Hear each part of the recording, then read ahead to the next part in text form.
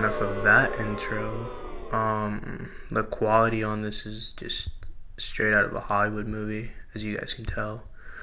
Anyways, welcome to another installment of Math 101 with Jorge, Chapters 3.1, the only one in fail this semester. You're probably at home thinking, oh, Jorge, you're just walking in here with your nice little polo looking like a substitute teacher trying to teach us something about math you don't even know about. Well, to that I say, you're probably right. I don't know, but it's my second time taking this course, so I might, do a little something, I don't know.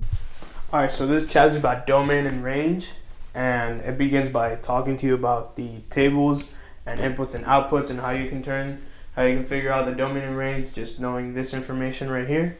And as you can tell by the information, you see that Matthew and Mary are a bunch of losers and they do not have any friends because they're taking 15 credit hours.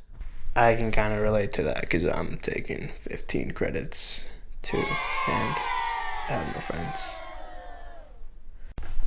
Anyways, with the information here, we can figure out the domain and range by using the inputs and outputs. And with the input, you can find out the domain, which is Matthew, Melvin, Mary, and Michael.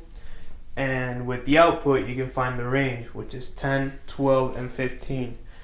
You can notice that it didn't include the 15 twice because it can be used as just one when you're using the range. Alright, so the second part of this section, it shows you how to find the domain and range just using a table. In this table, it shows the time needed to find materials in the library. And I'm not talking about the Knights library, don't get excited, just a regular library. But on the y-axis, you got the number of students able to find materials. And on the x-axis, you have the time in minutes. With this graph, it is kind of the same basis. You use the x to find the domain and the y to find the range. And as this one is continuous, it is going to be a different domain as the table, but it's all going to come through as the same. As you can see by the answers of the domain being 5 through 30, you put the bracket because it is continuous, as well as the range, which we can approximately say that it is 18 right here, all the way going up to 60, and you put the brackets because it is a continuous graph.